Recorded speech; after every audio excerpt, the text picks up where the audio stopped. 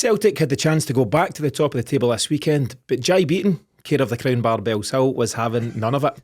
Were Celtic beaten fair and square on the day, or did we see some VAR wizardry that made sure the 3 points were out of reach at Tynecastle? We'll discuss all of this and much more in tonight's Celtic Exchange Weekly. This is Tino, and tonight I'm joined by a full house of Miff, Paddy and James. James, you've been away for a couple of weeks, nice tan on the go there. What's been your summary of everything that's been going on? Jeez, a lot to cover, just 2 weeks, form starting to pick up, Rangers dropping points, us not taking advantage, Mark Lawwell leaving, Rangers beating all over the place with VAR. Just an interesting couple of weeks. So, I mean, if you want to look at the Mark Lawwell first, it's a funny one. So, I think he's obviously not delivered on the job that he was there to do. That's plain for all to see.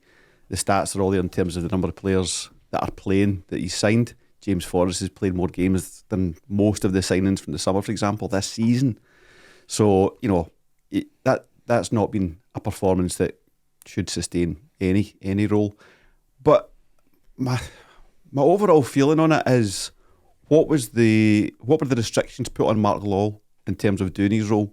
If he was sent out to find guys between $3,000 and $5,000 a week for less than £3 million that we can hopefully develop and sell on for 10, 15, 20 million. You're looking at Abada going for 10 million, this week, signed for 2 or 3. That's the Celtic model writ large. And when it works, it's great. But it's a numbers game. A lot of those development players won't work out.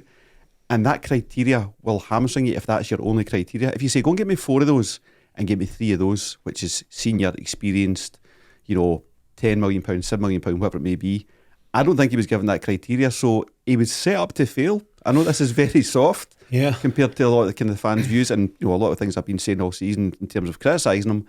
But if you actually look beyond his role, he's been dealt a bad hand. I think what you'd have to look at overall is, if the strategy's not right, it doesn't matter if it's Mark Lawwell or insert the best recruitment guy in the world here, because if you're working in certain parameters that don't allow you to operate, then how can you succeed? This is the salient point. So Celtic think, right, lightning rod, he can take all the snash kind of thing, get him out, bring somebody else in, give him the same criteria. That's just not going to work. I mean, I don't think Mark Lawwell, who will obviously be a Celtic fan, came here for all this grief. He's like, I'm a football professional, get experience. He wasn't experienced to the level to get that job, but he had football experience. We had the chat a few weeks ago. I think Paddy and I spoke about it in one of the pre or post matches recently. We all accepted that something had to give. Somebody had to take the fall for that. Not just the most recent transfer window, the last few. And I think you make the fair point. It's not just one guy that can, be at fault there, but it's Mark Lawwell that loses out on this occasion. Miff, just to go back to some of the stuff from Tynecastle, and we're going to get into in a bit more detail. You've bounced in here tonight. Rodgers out. What's your general, man? That's just my can I say it stance. We were definitely the victim of circumstance. Still doesn't forgive the fact we've not scored our penalty. So it's a different game if you score a goal, as we all know. It's directly the passage of play after that that's led to the sending off. Sending off is subjective, but I think it's very naive play from Yang, if I'm being honest. He knows the challenge is coming in. He's put his foot up high. Probably doesn't need to do it, but it's a booking. Again, there's no intent. There's no intent there. Definitely no intent. And the penalty against us is just an absolute shambles. Because what's not taken into account is the fact that 2 players have actually knocked Awada forward. That's why his arm comes out, is because he's actually bumped in mid-air. Yeah. He's made no attempt to actually play the ball. So for me, as you suspect happens in these situations, when there is a subjective call to be made, we are on the rough end of the stick. I done the post-match with Brido yesterday, and he was saying footballers, it's not table football. You can't just stay like this and spin around on the axis. You need to move. Guys need to get about the. If anybody pushes anyone, your arms go up. It's a natural. There was a very similar passage of play. Just in the Motherwell game where the ball hit up off Casey's arm, and Casey's arm was like that, but he was going in to make a tackle. It was really close range. The ball come up and came off him. Didn't even get reviewed. I think it got reviewed for a millisecond because Colin Wave play on almost immediately. For me, in my opinion, of the flow of a game of football, that's far more a handball, because he's facing play and he stopped it directly going into goal, Abada's coming away for his own goal right at the edge of the box when the ball's dropping down out of the air when he's back to the ball. It's just never ever a penalty. What seems so clear is what is and isn't deemed a handball isn't based on the rules, Paddy. It's based on who the ref is on any given weekend. Well, that seems to be the case. I think we're absolutely right to feel aggrieved at the decision, and it's. I just find it really, really interesting. A weekend where Infantino was in Scotland for a meeting to discuss, a whole range of rules, especially considering the workaround with VAR at the moment. It's not great. It's not been brilliant for Scottish football. I do feel that it has been on the mend a little bit lately. It's been less farcical, and then you have the game yesterday. I do think that the decisions were all incorrect, except. Sound very biased, but except for their penalty, I think that's a stonewaller in my opinion. But for me, it's the consistency, because we've kind of spoke about those kind of penalties been given in the past. Those handballs been given in the past. They have brought up a lot of debate. Is the hand in an unnatural position? It is in an unnatural position if it's going to be on the basis that they're setting out to like make themselves bigger. But as the guys have said, he's been bumped into it. It's moved him away from his natural position, and he's just ended up, the ball's hit off him. He's not hit the ball. It's a crazy decision. A term like unnatural position, though, doesn't help anybody. It doesn't help the referees, first and foremost. That your natural arm position when you're standing at a bus stop is completely different when you're in an active sport like football, where you need to get motor and move around. There's just that term is so fluffy that anyone can, interpret in whatever way they want. I'm going to come away for that briefly. We'll come back to it in a wee bit more detail. We'll hear from Brendan Rodgers. Not that he's here, but we've got some audio Special from him. guest. That would have been awkward. Hello, Mr. Rodgers. I'm a big fan of your work. But I'll ask you a question. So, a fella called Mark Lawwell, good friend of the show, got in touch last night, based on the back of the result, to ask the question. And I think he's maybe in your camp, Miff, with regards to Rodgers. But to ask the question, if Celtic do manage to win this title, would they quote unquote deserve it? What's your take on that, James? The team with the most points at the end of the season would deserve to win the league's a league. That's true across the world. 100%, and it'll be one of the best titles we've ever won in my lifetime if we get there. So absolutely, and it's great. Imagine what you would look like this season if you'd actually backed Rodgers properly. It's ridiculous. Just 100% would deserve it. Yeah, my response was pretty close to that in terms of you can fluke cup competitions sometimes. You can get a lucky draw. All of a sudden you're in a final and you can win it in penalties. But over a 38-game league campaign, Paddy, even if you're, toe-to-toe with your opponent, we both drop points at the weekend, for example. By the end of the day, after 38 games, if you've got 1 point or 1 goal more than them, you do deserve it, don't you? You do, absolutely. And I think, listen, the narrative is in Rangers' favour of late until that weekend there. I think it's 2 weak sides. I really do. I think both sides are there to be got at. And I tell you what, if we're going into this run-in now, there'll be the teams that are going to be in the top 6 will be thinking, hang on, let's see what we can get against these guys. Most of them have taken points off the both of us through the season. Aye, yeah. Celtic Park, Ibrox or at home. I think that it's up there. Now, that's not good enough for us. That's where the little bit of anger comes from Celtic fans. But as I've touched upon many a time this season, this has been a very, very unique year in terms of A, that summer transfer window was an absolute riot. But B, we've been dealing with such an inconsistent starting 11 and injuries that have really affected big players for us. We see the difference Cameron Carter-Vickers has made to this side since he's come back in. And I think we'll pretty much say the same if we get an up and running fit Rio Hitati coming back into the side. The boost of energy that would give that 11 as well. It goes to the 38 games. We will analyse this season and say it's not been our best, but they can't turn around. No one else can turn around and say that they've been better than us if we win the league. Yeah, 100%. That's got to be the response, and I think you can certainly see that both Celtic and Rangers, they're vulnerable. They're there to be got at, both sides, and it's just the least vulnerable will win the league. That's the way it's going to play out. You've also got the fact that you've talked, Paddy, about summer and what went on there. This is a season of transition. All of a sudden, losing Ange, losing some key players, but I don't think it's even a debate. We've transitioned down the way, if that's the right way to word that. Tell you what, before we kick on with the rest of the show, here's a quick update on what additional episodes we're going with across this week on the Celtic Exchange. Monday today, we've released The Battle to Save Celtic. Today, 4th of March, it's 30 years to the day from Fergus McCann's takeover. Memorable times for you then? Yes, very much so. The promise of a brighter future after a really, really poor few years, which actually coincided with me just starting to go to the games myself. So there were some grim times. I think the first game I was able to go to Unknown, 91, was a 0-0 draw. I was in the jungle, 0-0 draw at home to Partick Thistle. Okay. Well, I'm going to come back to you and James as the older heads for some memories of 94, but we'll get to that. So as part one of the season, I spoke to Matt McGlone from Celtics for Change. Most Celtic fans will be where I'm at, so you can hear that right now across the podcast channels and on YouTube. On Wednesday, we'll have the latest episode in our CSC Stories series. I got that all wrong naming that, James, because that is a nightmare for me to read that out. But Say it quickly. 6 slices of square sausage. The CSC Stories series, that continues on Wednesday with the boys at the Corp number 1 CSC. On Friday, we'll have the countdown to kick-off ahead of the Livy game on Sunday in the Scottish Cup. And of course, then on Sunday, after the game, we'll have the final whistle show. If you aren't already following us or subscribing to us in the likes of YouTube, Apple Podcasts and Spotify, then do so right now to ensure you don't miss an episode. Okay, before we hear what you lads think of John Beaton and co from Tynecastle, let's hear what the manager had to say after the game. My feeling is the game was decided by the officials on the field and outside of the field. And you guys will know me long enough and around enough to know that I don't really comment on officials, and I know they make mistakes and whatever else, but today it felt it was really, really poor officiating. For John Beaton to actually look at that in VAR, supposedly under no pressure, and to say that was a sending off, I find it incredible. And then the second one's worse.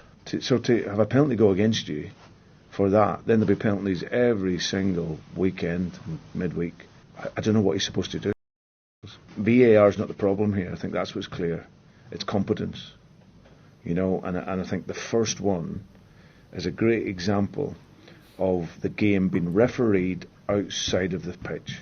The referee made the decision, and someone outside made another decision to say it was a sending off. So that's the game being refereed outside of the field. And in big games, that costs you. That today was awful officiating. And what was a big game for us? Miff, Brendan Rodgers is now set to be charged by the SFA. I believe they released a statement tonight, which I've not read through just yet. Not the SFA, Celtic have. The SFA have also. Oh, have they? Yeah. Miff, is Brendan Rodgers right to call it out? Yes, yes, he's right. I think it's a mixture of a couple of things. He's trying to protect his players, trying to protect himself. Competency works both ways. We had a chance to score for 12 yards, didn't take it. That changes the complexion of the game. Next passage of play is a passage of play from which Yang's sent off. It's a poor ball from Vickers out to Yang in the first place, and that's what puts him in trouble. So competency works from the players accepting their role in what they're doing in the pitch as well. However, we, as has happened a few times, and certainly that's probably the third, maybe even fourth handball decision we've had against us that is really, really questionable, that just quite simply aren't getting given against other teams. And I'm not just saying that about Rangers, I'm saying that about any other handball, reference the kind of Dan Casey one for part the week before. So yeah, for me, I think he's right, because I also think the groundswell of fan opinion was one of we as in the club, as a collective, need to do something about it. And Rodgers' words and the fact that Celtic were appealing the red card were met with overwhelmingly positive reactions from most of my friends and kind of people that I know. So that would suggest to me that in the eyes of the fans, Rodgers is in the right. And I think, as has been shown, across the city, Rangers have absolutely no issue with approaching referees to get them removed for games if they feel they've had a poor game against them. So there seems to have been certainly a lot of influence for the VAR official in this particular instance, when the referee's been standing a matter of yards away for an instant, seen it one way, watched it back in a replay at the beckoning of another official, and then changed his mind. You can only imagine, take away Celtic being the team in that, you can only imagine how massively frustrating that must be when you're in a pressurised situation. Timing's everything as well. The timing of losing that goal to go in 1-0 down just right before half time is an absolute killer. So because Celtic were fairly comfortable in the game, it was just a really scrappy passage of play that led to that. So for me, I completely understand the frustration, and I think it's the right thing to speak out, but it would be remiss of me just to walk past, the role that we've also played in our own downfall as well. Okay, and that's fair enough. I think though, just to stay on the point of Rodgers and if he's right or not, I think as a fan you always want your club, and maybe more specifically your manager as the figurehead for the club, to be kind of fighting your corner. He's saying what we're all thinking, and I'm okay with that. And now the SFL come down on him, and I don't know if he gets a fine or a touchline ban or whatever happens, but that's just the way it works up here. Paddy, you might have seen, just to follow on from Miv's point, you might have seen that tweet that Lint put out this afternoon. Lint on Twitter, who's always highlighting various things, and the tweet in terms of text says, the following video shows this: penalty, no penalty, penalty, no penalty, blah blah blah. And then if you watch the video, you see what penalties are given for, i.e. yesterday at Tynecastle, and what's not getting given. Connor Goldson playing a handy ball in the box and all that kind of stuff. And it's just ludicrous when you watch it. These are just very recent examples, and you can say what you want, paranoid Tims and all that kind of stuff. It's right there in front of you. You can see it. So if you've got a couple of eyes in your head, or even something next to you that can tell you what's going on, it's just quite apparent, Paddy. So from Rodgers' point of view, I suppose every situation where he's got an opportunity, he needs to turn it to his advantage. Do you think this is more fuel for the siege mentality that he's taken on board recently? I think so. I don't know about you guys. Obviously, it's a massive blow in terms of how important the game was yesterday to go and lose it. But my thought on it, my thinking for the rest of the season is still pretty much it's up to us. I've got a bit more belief in this squad.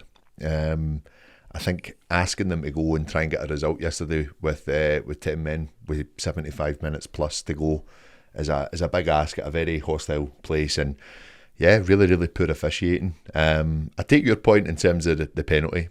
Absolutely. There's only so much one player can do, and we should be scoring them. We should be scoring them. That it's more than odds on favour for the player to score. It's how we react after that, and it's just such fine margins. I think for me, it's still, I think you dust yourself down and just get on with this season after that yesterday. I really do, and I think as a support, we really need to be kind of looking at it. And yes, I think our manager has made the right stance and coming out against the SFA and saying what he said. But the team need that support for the remainder of this season. I actually thought we played some good football when we went down to 10 men as well. The goal, unfortunate, that was chopped off, I thought was some really, really nice football from us leading to that. And I tell you, if you get that, or if you get another chance, and we did have a few other chances, it's a harder game for Hearts. I think the pressure then goes on to them. We put ourselves under our own pressure yesterday for missing the penalty, though, definitely. And I think, though, bigger picture, we need to look at what's going on. And in terms of where we were on Friday, you're kind of as you were. You would be quite happy to come out of this weekend if nobody told you how it was all going to play out and still be 2 points behind. So I think we need to take stock of that, albeit it was frustrating, of course it was. I think that's where I've landed on it, is you're no worse off. You fully expected Rangers to beat Motherwell, and it was always a possibility you'd drop points at Tynecastle, maybe not get beat. So the fear was you might end up further behind because you'd went and drew the game. Fair enough. As soon as we had the man sent off yesterday, I'm thinking I'll take a point. Straight away. I'll take a point. It doesn't really change anything. It's good for your mentality. That's where my head went, because I just went, I'll take a point here. Just the reason being just how long there was left in the game. Yeah. It's all, Paddy, that's the point. It's a long time to play with a man down. Without our captain as well. But I thought the application for a part of the game was actually quite decent. But fine margins, and that is it. It's fine margins. It's that control, and I think where we were in terms of who we were playing and the reaction of the crowd and things like that did play a massive part, and as it can often do in our favour, when the roles are reversed. So you dust yourself down, you go on with it. There's a league there to be won at the end of the day. I don't think any team should overanalyse their squad when it's gone down to 10 men. 59% of teams, when they go down to 10 men, lose the game. That's the stat on it. That's a 42% of all stats are made up on the spot. Here's another 59%. 59 minutes is the average time when a sending off happens. So when you think about when our sending off happened, 16 minutes plus there was so much injury time. Played pretty much 90 minutes with 10 men. And I thought Hearts played it very well. You were talking about with Brido, the way they switched to the way they stretched us, tired us. Our stats were almost like for like with Hearts yesterday, with 10 men for almost 90 minutes. I think they deserve a lot of credit for that. And they've just got to write it off as a bad day, let the club do what they need to do. Rodgers is taking his chance with speaking out, and he's backed the players and all that kind of stuff. So that'll come out when it comes. But I think Celtic are going to go into this properly lawyered up. Oh, really? You know, yeah, 100%. I've definitely given the manager and the players a pass on yesterday, albeit I do agree with him. If there's things we could have done better, the penalty being one. Yeah, that's something in your gift. But I think generally speaking, I'm happy to give them, a pass for this one. I spoke to Des Roach. Don't know if you lads know Des. Des is a former Category 1 referee. He's doing some podcasts and stuff at this moment in time. And I asked him his opinion on the various different incidents at Tynecastle, and we're going to hear from him just in a second. But to ask you pointedly, James, and be careful, tread carefully how you answer, but based purely on the penalty, right? And the decision that not Don Robertson's come to, that John Beaton's come to, genuinely, do you see it as some form of cheating or just incompetency? And there's a fine line. Let's kind of. You might need to lawyer up after this. I mean, my gut is aye, but it's cheating by subconscious bias. Right. If you put me in a crucial Celtic game or even a crucial Rangers game and a decision like that comes up and I'm Celtic daft, my subconscious can't stop my bias. That's Alan Morris has done some great work on it, great podcast with Graham Spears on it. You can't help yourself, it's just what it is. So you can take both the penalty and the sending off. The sending off is either careless, reckless or excessive force. That's the three. Careless is nothing, reckless is a yellow, and excessive force is a red. You can't see that as excessive force. Cochrane's going into Yang rather than the other way around. So at best, it's reckless. And I could see it given as a yellow. I would take that, no problem. If you're seeing that as a red, it's because you want to see that as a red. Your subconscious bias is leading you to that. And it's the exact same as a penalty. We were told about a year and a half ago those penalties wouldn't be given anymore after Bernabe did the United arm behind him, all that stuff. He said, oh no, we've got a grip on that, blah, blah, blah. It's the exact same reason he gave the penalty, because he wanted to see it as a penalty. So let's take cheating out of it, call it subconscious bias. It's the same result. It's a beautiful diplomatic answer. I like it. No lawyers needed here. Maybe. Okay, I asked the very question today, so let's hear his response now. Dead easy. It's never a penalty kick. Never a penalty kick. There was actually one, I think it was last season, was it Bernabe, left back at Celtic at the time? Exactly the same. He's went up for the header, the ball has dropped, the ball has hit him, the Hearts player's challenging, there's two Celtic players going for it, a Hearts player going for it, the ball then drops, goes out of play for a throw-in. Not one person in the ground was looking for that decision to be made. Not one. Not one person, except the the man that's JB in the caravan. Except a guy who drinks in the Crown Bar. JB from Bellshill. So he was asking the question, Paddy. So just as we start to round up this particular section, your final thoughts on all of the above? I think I think Rodgers coming out and having his say on it, and he might face some action from the SFA. This is the kind of stuff you just get your team riled up with. This is what we're up against. Maybe it is a bit of an underdog mentality, but it's not us against a club. It's us against a setup, if that's going to be the case, And I think that we just need to be ready for it. It's, as I say, we're how many games left now? 9. 9, yeah. And big games, it gets harder. It's going to get harder. We're hopeful that we're keeping toe in the Scottish Cup as well. I think you use that for momentum. I think you use that to try and get your team psyched up for the remainder of the season. You also might use that to take Rodgers' ban. Aye. Is there any news on Hatate coming back? Just when he said on Friday. I know you might be going on to this later on in the show, Kino, but I'll cover this section. Who needs injuries at Celtic. He said on Friday that he's hopeful that he's back training. Back in the grass? But back in the grass. Before the international break. Fantastic. And then hopefully back in then he'll action. go away with Japan, get injured and come back. No. He'll not be allowed to go with him. Not after the last time. Let's take a short break, and when we come back we'll talk about Celtic's head of recruitment. Okay, so as we all heard during the week, Mark Lawwell has now resigned, quote unquote, resigned as head of recruitment at Celtic. The debate will go on as to whether he was pushed, did he jump, but either way, he's no longer Celtic's head of recruitment. James, you gave your own thoughts there earlier in the piece. Smith, what's your own take on it at the moment? Well, somebody was always going to need to carry the can, but James makes a valid point.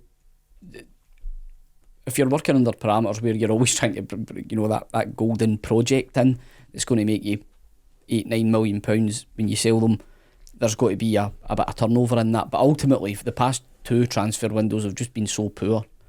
I think it was just a lack of activity in January. There was just so little. I think that was more Rodgers putting his stamp on things and saying, stop giving me rubbish. Aye, and it was almost like that. The board acting surprised that we were so hostile towards it. It seemed to get halfway through the month before they started, better chuck a few links out there, lads. Guys are getting a bit nervy out there. On the phone. It's just January's a tough month for business. We're not going to do anything. So many times in my Celtic supporting career, we've been to Celtic supporting career, Celtic supporting life. Who do you think you are? I think it's like a bloody job. It feels like a job at times. We've just been a couple of players away from having a cracking team. Aye. And I think I sat here and said that in the summer, very rarely do we put the foot down when we're on top, and we've done it again. We've done it again. And it's just, Lawwell's only a cog in the overall machine. Mm-hmm. Do we have a desire to go and spend money to make the team better? And I just don't think we do. We just don't. There's 3 positions that need filled. It'll cost money to do it. It's like anything else. If you're going to renovate your house, it'll cost you money to do it to make it look nicer. Just go and spend the money. The pushback on that is that they did spend money in summer. They just spent it so poorly. They spent the best part of 20 million on nothing. Not a lot that you see in the first team. £20 million when you're sitting on assets that you can sell isn't a huge amount. And you've just got a jot of money in. For a modern football club to be spending. But it isn't. It's when it's you're not in the nothing, Champions League. It's not nothing, and they could and should have spent it better. That's smart. But it's been so thinly spread out as well. We'd have all been happier with 4 players for that 20 rather than 9. And Brendan Rodgers would have been happier because it's none of these. How did we go from 2-3 million to 7-10 million? We're going to sign guys for 2 million and sell them for 10. That's the target. Well, why not sign them for 8 and sell them for 30? Yeah, do you know what I mean? The Abada example coming in. We'll talk about Abada in a minute, but you've signed him for 3.8, something like 3. 3.8 was it? And you're nearly trailing your money, so you're good business there. But can you crank that up to the next level? So don't buy Abada, buy the guy who's currently above Abada and sell them for more than 10 million. Anyway, we'll get back to that just in a minute.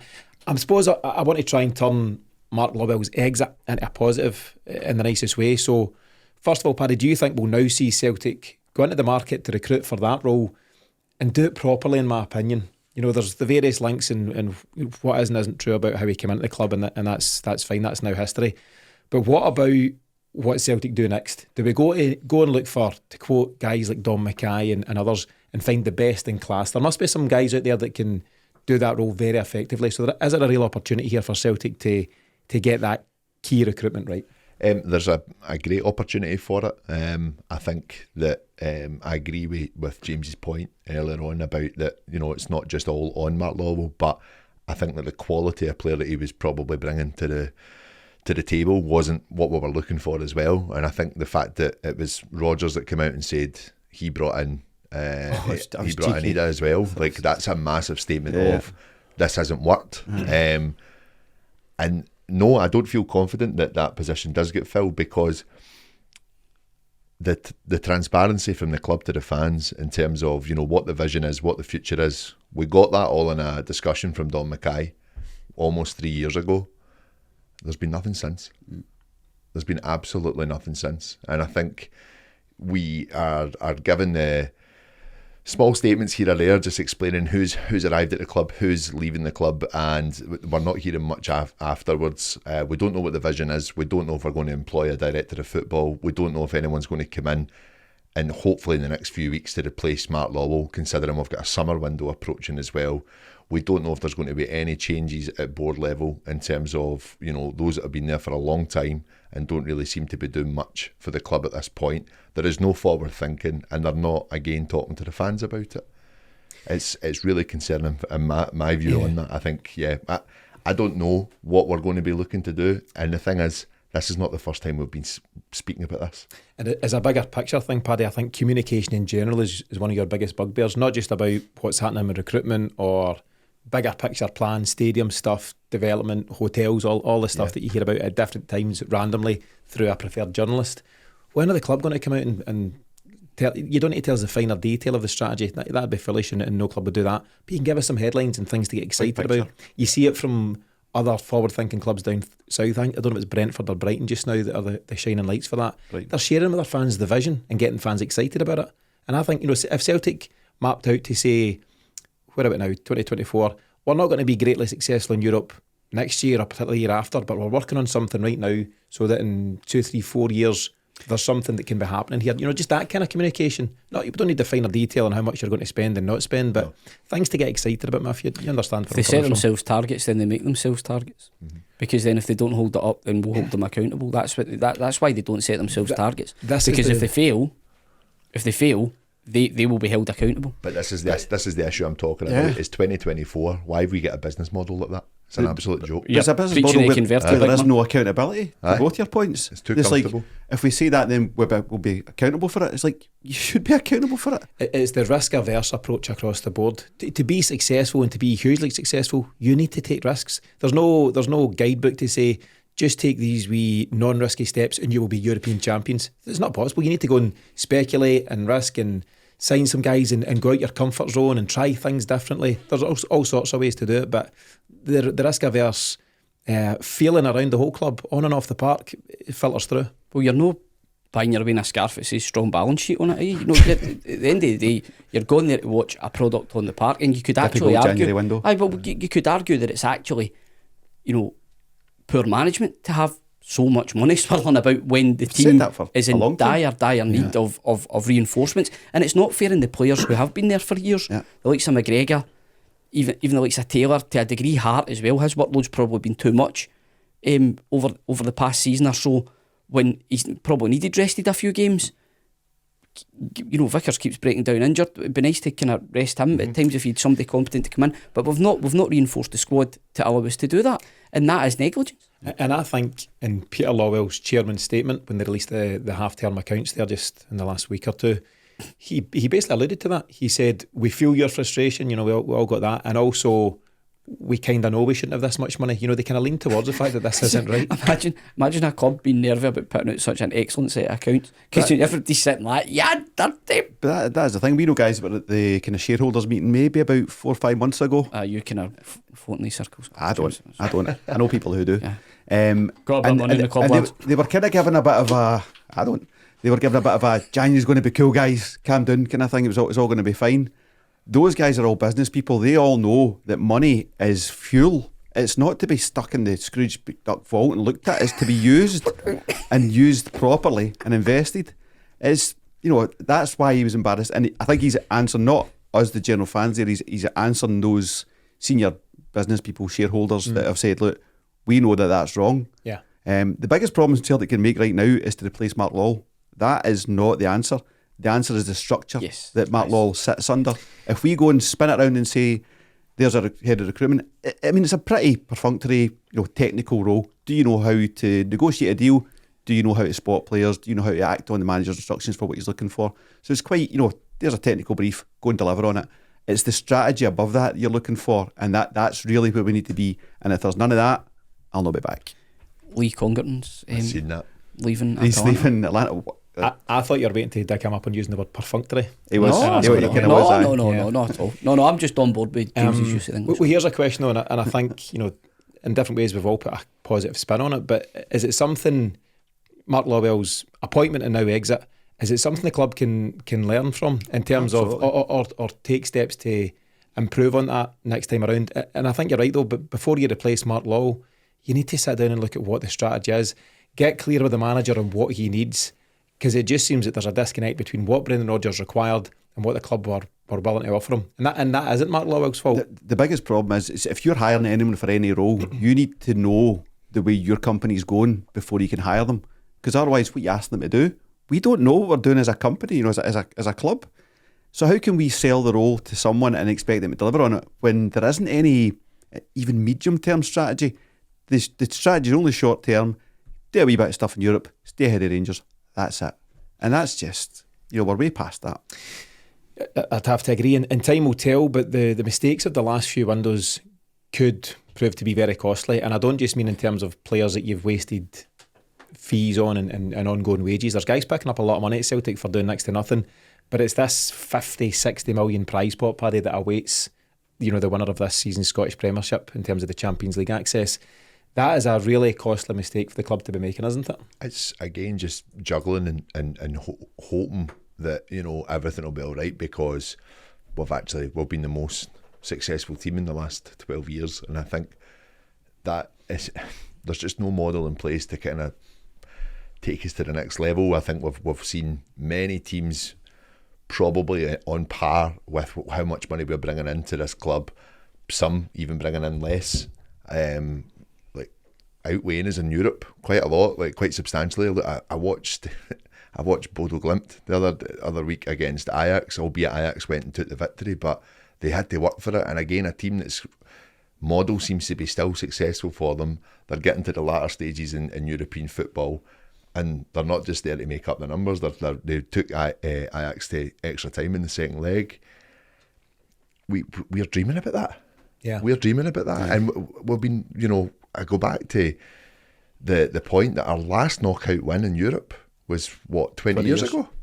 That's an absolute joke. It's outrageous. That's an absolute joke. I know sometimes you can make stats do all sorts of things for you and present them in a certain way. That's black and white. That is outrageous. Aye. That's like something like Dundee United no winning a Scottish Cup tie for 20 years. That kind of thing, if you want to kind of move it to different levels. Motherwell no winning at Ibrox since 1997. Exactly. But for a small club, you go, well, that's hard. Aye. We shouldn't be with the money we've got. We see in the 90s and all that stuff, and certainly you're doing the Celtics for Change stuff. You kind of went, well, we are skint. That's all we can afford. That's kind of, you understand the parameters. We're not skint. We're very wealthy, and we're just not using it. The line that's doing the rounds that we don't know how to use it. Spoke to a few folks about in terms of the Fergus McCann stuff in the 1990s. It was something along the lines of having money doesn't guarantee success, but having no money guarantees no success. Yeah. But we've got money and loads of it. We're drowning in it, and that's the frustration, isn't it? It's not like we're living hand to mouth and month to month. We've got the dough there, and we're just not spending it effectively. The other news that you'll have seen today, I'm sure, is that Liel Abada is set to sign for Charlotte FC in the MLS in a deal worth up to £10 million. And I was surprised with that, Miff. I thought it was going to be a tear up your contract, we'll agree to disagree, and off you go for buttons. And it is, the whole situation around Liel Abada is unfortunate, but you'd have to say, just in a purely business sense, it's a smart piece of work.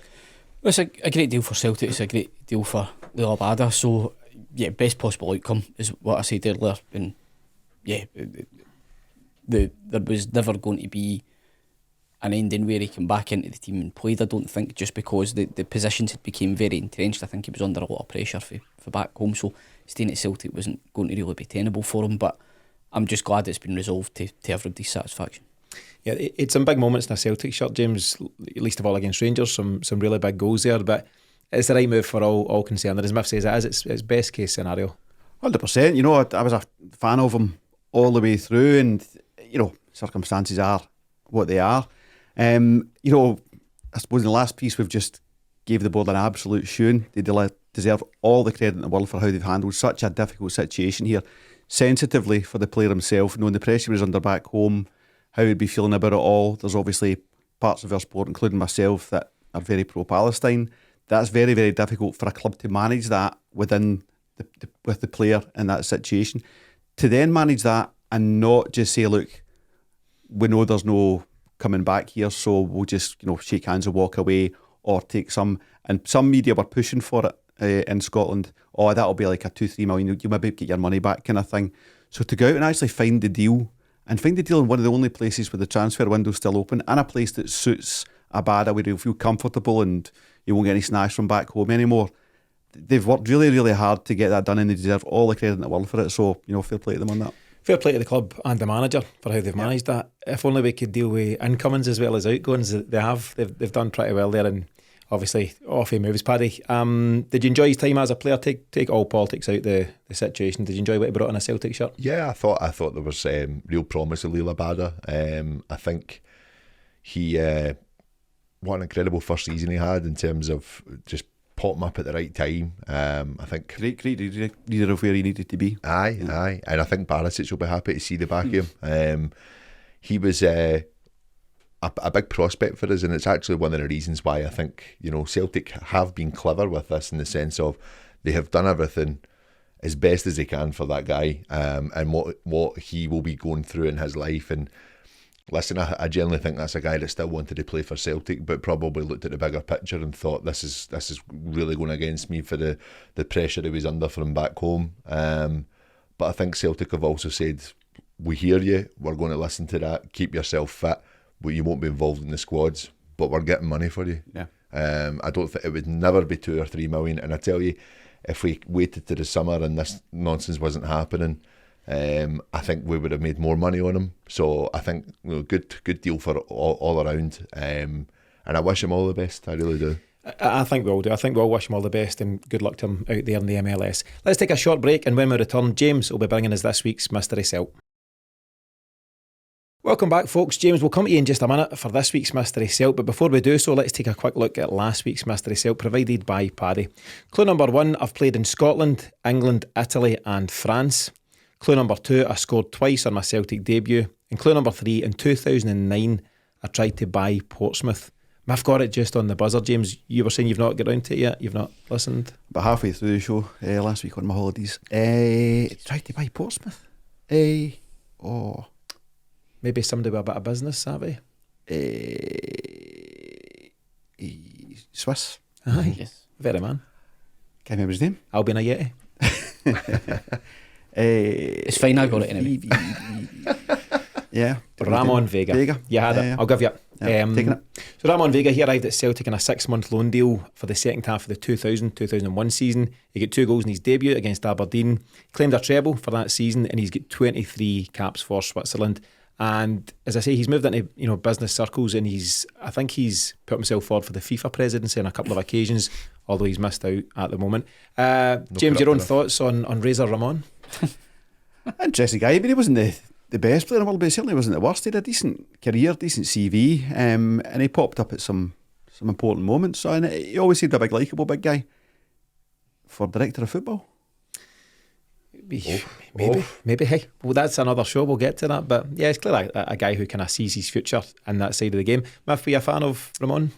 I thought he was a bit limited, but he'd done a great job for us when he was here. Although I think he tried to kind of get himself a bumper contract towards it.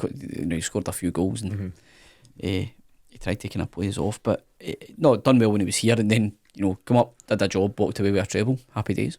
Can't argue with that. Okay, James, let's go for it with this week's Mystery Celt. Thanks, Miff. Right.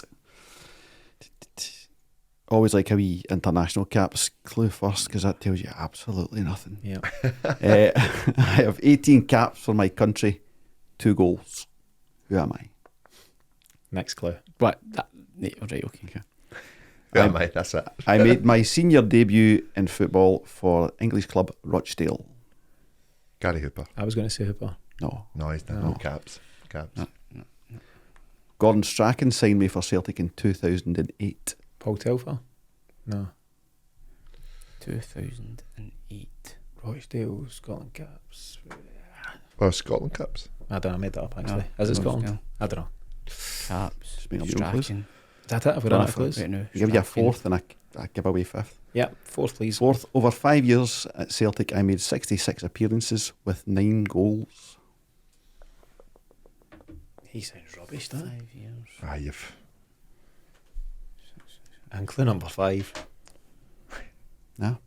No. I was once sick at Barrowfield. Sick at Barrowfield? That could be anybody. Training. When he first came to Celtic, he was sick at Barrowfield. Oh, okay. Miff, how have you missed that? You were taking that. Jeez, Oh, brilliant. okay, that'll be beeped out and we'll reveal the answer in next week's show. We'll also reshare the clues on the socials for anyone who wants to give it a go there. Remember, if you want to set the Mystery Celt for a future episode, just get in touch via Twitter and you could be the one providing the clues next time around. To close, you alright, Miff? Oh, I love that. You don't get a point for that. No, I know, but I just love the fact that To close out the show, we're going to revisit a topic we touched on earlier on. So today, 4th of March 2024, marks 30 years to the day since Fergus McCann took over at Celtic. I've had some initial thoughts from Muff, James, but what was your own feelings at the time? What age were you? 17. What was the vibe around Celtic early 90s? It was just grim. It went from... It's interesting, I caught just the start of yourself and Mark Malone there in the car on the way over, and it was grim, 92, 93, but you could tell there was a bit of a groundswell starting to build. Not the View was my go-to fanzine. That's where you got your, stop reading the Pravda stuff you get from the board. Let's, see what's really there. And Matt McGlone's once a Tim, always a Tim was doing the exact same thing. And you were starting to get snippets here and there that something's building. You were hearing about this guy Dempsey, you read about this guy McCann, what are they all about? And McGlone makes a really good point. There's no internet, so you're just relying on snippets here and there. But you could tell, there was something coming together, and McCann was obviously working really hard in the background to get a deal over the line. It was, how it felt was just, it's always going to be this way, we're always going to be guff. But what a feeling when it happened. I remember a guy, Paul Murphy was a guy that was a year above me at school, I think, and he seemed to be always in the front row at Parkhead when there was a bit of an announcement to be there. So hope he's still kicking about and going to games and stuff. But it was just, I remember watching it with my dad in the news, like STV News, I think it was, and it was just an amazing feeling because you knew they were the problem, the board, and you knew they were going somewhere. No matter what was coming in, it had to be better. And look at the 30 years since. Yeah, and the kind of historic moment, the big quote that we'll all be familiar with is Brian Dempsey alongside Fergus McCann on the steps of Celtic Park. The game is over, the Rebels have won, big roar, and the rest is history kind of thing. Paddy, youngest of the crew here, any memories or any anything go on of that time, or is this something you just learned about in history class? No, they don't teach that at school. No chance. I just remember my brothers and my dad around it. I think probably learned a bit more when I got a bit older. I remember the time we obviously kind of been in Hampden quite a bit as well when Celtic Park was being developed, and they were just saying, look, this is a big step for this team. And I think a lot of fans were in a bit of shock that it was actually, there was change around the corner, which seemed to be short-lived when McCann was just like, aye, all right, I'm doing this for you, but I'm quite a shrewd businessman, and I'm going to make sure that we don't go crazy here. We might not catch up, we might not be winning league titles, but I'm building a foundation, and that he did. Just a legend for what he's done for this football club, and yeah, like you say, the last 30 years have been pretty special. I like to think I've had something to do with it. I really do. Just you have? Aye. I think aye, just for Glad he's here now. It's been the golden era. It's been just by being born. Just by being born, exactly. We've been really successful during your life. 100%. I thought I'd misheard you. I went, no, I didn't. No. I'm putting it down to me. So I'll be looking forward to our interview as well, Tino. We'll see if we can get a statue in the Celtic Way, Paddy. It should be there already. In terms of Fergus McCann, though, Miff, he was at times quite a maligned figure. He famously get booed when he raised the flag, and that's a horrible scene to watch. The media were a big part I of think that wouldn't happen in the internet age. The papers stirred up a frenzy and almost encouraged the booing. It was disgraceful because Fergus McCann came in with a plan. He said what he was going to do, and he done it to the letter, and he left after 5 years and he sold his shares back in, and that was it. He was the only guy who ponied up when money was required. There's various guys that played a part. Spoke to Matt McGlone, and Matt was pivotal along with the various other guys on Celts for Change and Save Our Celts before that. All these guys, without these guys, I don't think it would have happened. But ultimately, you need the money men. And Fergus McCann, he'd been trying to get into Celtic since 1988. He'd come and spoken to Chris White and various directors, and they all gave him short shrift. They offered him like a no strings loan for something I think it's for the stadium actually, and they knocked it back. The chat is, so pre-Taylor report, which came in 1994 and dictated that everyone had to have all-seater stadiums on the back of the high school disaster in Hillsborough and things like that. He came in late 80s and proposed that Celtic could increase their standing capacity and their seating and earn X hundreds of thousands per game revenue, something like that. And I think they just nodded along, gave him his tea and biscuits and said, right, okay. It was such a closed shop. That was the whole thing, James, wasn't it? The dynasties, the families, the Whites, the Kellys, the Grants and stuff like that. But he done what he said he would do, Miff. There's obviously situations where I think he quite famously didn't quite see eye to eye with Tommy Burns, for example. Tommy Burns just wanted to be successful on the pitch and he needed money and funds to do that. Fergus was pretty tight in terms of spend and all that kind of stuff, so that was always going to be a clash. But ultimately you've got to credit the guy without being too dramatic. He saved Celtic. That's the bottom line. Absolutely, and would be a rightful beneficiary of a statue outside 100%. Celtic Park, because Put it next to Paddy's. he absolutely he gave us hope at a time when we were absolutely hopeless. Macari was manager. I think we'd signed Willie Falconer for about 300 grand. Yeah. And when he arrived, Macari said, well, he's not got to set the heather alight, but he'll do type thing. That was the mentality of the club at the time. The expectations. Remarkably, we went to Ibrox and beat Rangers when that was the kind of all-conquering Rangers team. We beat them 2-1, Brian O'Neill scored in the last minute. And the first game I think we actually get beat at home off Motherwell. There was a crowd after the takeover. There was a crowd, a bumper crowd, because when you'd been getting into the games before that, I used to go into, it was the old Celtic end, and there would be more people outside the stadium than were in. The attendances were down to about 14,000, which was obviously trying to starve the board of cash. But it actually got Celtic so close that there was an administrator in a taxi on their way to Celtic Park before McCann stumped up. That's a fact. Bank of Scotland had called up the debt. There's a story that we probably will never know about the machinations behind Bank of Scotland and Masterton and Rangers and Murray and all that stuff. So they were letting. Yeah. So that you know, that's how a receiver, as it was called back in the day. You don't really get receiverships anymore. It's general administrations and liquidations. But there was a receiver in the taxi on their way to Celtic Park before McCann had agreed, yes, I will pay and clear the debts. The next game was a home game to Motherwell and they get beat 1-0. So this kind of, you were like, oh, this is great. All of a sudden we've got players. Exactly. The reality was that the squad was so bereft of quality by that point. There'd been so much wheeling and dealing getting done. It was, right, this is kind of day one. We just need to build up for here. But what a journey it's been. There's loads of interesting stories that have come out. So Matt McGlone's episode is live at the moment, and David Lowe, I spoke to him this morning, and that'll be live probably tomorrow. David Lowe's more at the financial side, whereas Matt is more of the just gathering the fan support side. But there's loads of different stories and anecdotes and things doing the round. One interesting one, so actually the first game after the takeover was an away game at St Johnstone, so maybe the first home game is one you refer to against Motherwell. I think we beat St Johnstone 1-0. John Collins, I believe, just from recent research, not from memory. And one of the kind of key factors in the whole thing, so Matt McGlone and the Celtics for Change guys, their trump card was always going to be a boycott, but Celtics for Change started doing their thing, I think around about the September, October, but they didn't have enough support and the fans didn't have enough knowledge or trust of them to go all in on it.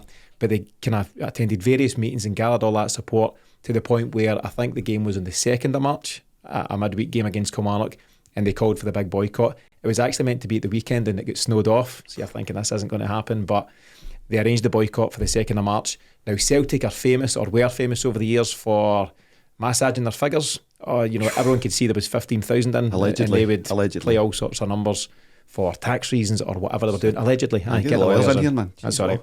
So that was a chat. And basically, tell the truth, but allegedly, Celtic had to get at least 10,000 through the gate to make it worth their while, to at least break even and make a couple of quid. And on that night of the boycott, the guys at Celtics for Change, including Matt and others, they arranged independent market researchers to surround the stadium with clickers at every turnstile and take note of all the fans that went in. After the game, Celtic released their figures and declared something like 12,500, something like that.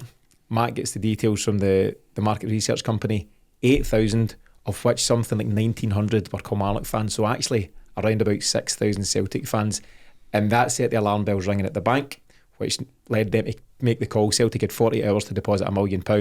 Fergus McCann's the guy that does that at 11:52am before the 12 o'clock deadline on the 4th of March. A lot of detail there. With no security. McCann, no security. Aye. He was just pouring up dough. Just rolling up.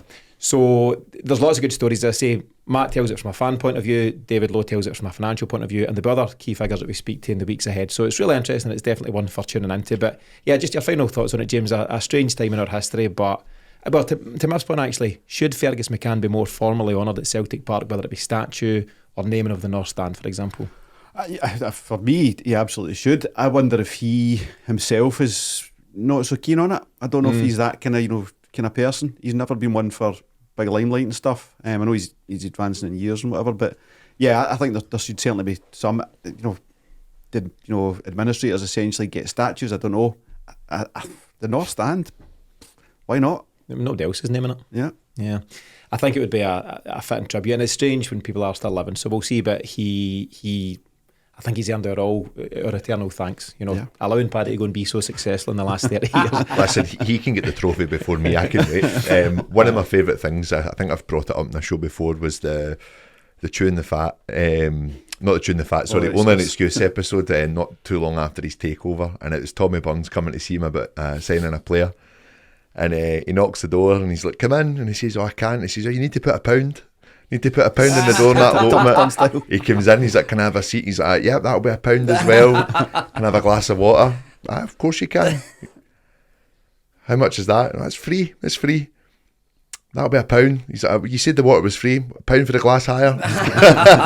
Absolutely brilliant. In a similar vein, when he was packing up his Xerox box and only excuse for doing the sketch from leaving Celtic Park saying 5 successful years and blah blah blah blah blah. I think that's everything in the box. I went, "What?" Light bulb. And it's funny, the perceptions during those times were what the papers told you. Yeah. That was the thing. And yeah, you could say he was frugal, he was careful with money, but he also ponied up $1 million when it counted, and I think 4 million 5 days later. So he's the man who put his money up when some others weren't able to. So that's the battle to save Celtic. It's available now on YouTube and podcast. First episode with Matt McGlone, second with David Lowe in the days to come. James, welcome back after a couple of weeks break. Your final comments for this week?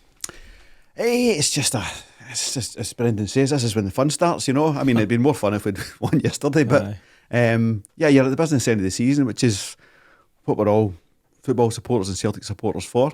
They could do without the Scottish Cup break, rather get back into the league, but we're in a really good position here. Scottish Cup, as Paddy referenced earlier on, that gives you a bit of momentum as well, gets that back. I think that's the frustrating thing yesterday, is it breaks your momentum that was definitely building, and then you're into the run-in proper. So yeah, looking forward to it all. Yeah, Paddy, as James mentioned, so it's Livy on Sunday in the Scottish Cup at Celtic Park. So any kind of general thoughts on that and your thoughts for the week? Yeah, again, I just think the players will want to kick on. I think I'm upset to lose Yang through suspension. I think maybe. Well, yeah, we'll see. I don't think they can justify that sending off. Nothing would surprise me. There's James. always a way. That's why the lawyers will be there. But I think just as he's starting to find his feet in Scottish football and playing a pivotal part to the goals that we're creating, 7 goals in 2 games, massive part of that. And I think it's you want all your best players on the park. You want those with confidence on the park. But the opportunities that some players are getting that have maybe just been frozen out a little bit, and they're actually seeing the rally call from a lot of the senior players, our captain included, is maybe just giving everyone this final push. Right, let's see what it is to wear a Celtic jersey. Let's see what it is to go and win a league title. It's exciting for me. It is exciting. It's really nice to see, and I think that we should be light years ahead this season. We should be far in advance in terms of our points. But we're here where we are, and it's up to us to just go and make sure we go over the finish line. Nicholas Kuhn, time to shine, is that what you're saying? Is that what I'm hearing there? I hope so. I hope so. Why not? Why not, indeed. Miff, last word of the week goes to yourself, and maybe a mention for Daniel Kelly, Celtic debut goal. Fantastic, absolutely fantastic. And like James says, it's just a shame that the circumstances went against us at Tynecastle, because there was momentum building. Daniel Kelly certainly looks the part in terms of his physical build as well. Looks a really imposing sort of figure. Still get a lot of development to do, but here's hoping that he's got to feature in the running. The hope is that the team just kind of dust themselves down because of the circumstances around the defeat. Playing so long with 10 men, it's not really like it's a drop in form, a loss in form. Circumstances have went against us. Possibly even say that sort of siege mentality that Paddy was alluding to earlier in the episode is something that Rodgers will really be hammering home. But I think most of the players appear to be in form, which is crucial coming into this run-in. And so unexpected was the result at Ibrox in the Saturday, is that maybe that seems to have been glossed over because Celtic have lost, but Rangers don't really have any excuses for that defeat. And is that maybe a sign that pressure is really beginning to now affect them? That's the intriguing part for me. My hope is Scottish Cup at home, get back on the winning thread, regain that momentum, and then let's see where it takes us. You know, part of I wasn't too disappointed after the result of Tynecastle, mostly because I'd seen bits of the Rangers game. Yeah. And I say that very sincerely. I'm not worried. If Celtic gets Celtic in order, if we get our house in order, James, I'm pretty confident. Listen, we know it's all there for the taking. We spoke about 13 cup finals. Slash that, it's now 9, right? So it's 9 cup finals. But I think Celtic are more than capable of getting over the line here. They were two completely different defeats between Saturday and Sunday. Rangers get out of jail against Kilmarnock. She had a man sent off in the first half when they were 1 down. They got out of jail. They were woeful against Motherwell, and you know, Motherwell played well against us as well the week before, you have to remember. But going away to win at Ibrox in the first time in years, Rangers were so average.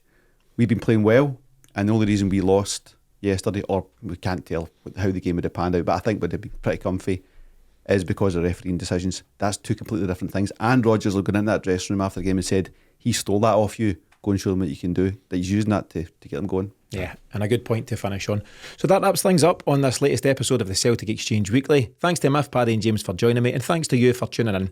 Don't forget the additional episodes we'll be bringing you across this week, including the Battle to Save Celtic, our CSC stories, as well as our pre and post match shows for Celtic v Livy. But in the meantime, as always, thanks for supporting the Celtic Exchange, and we'll see you again very soon.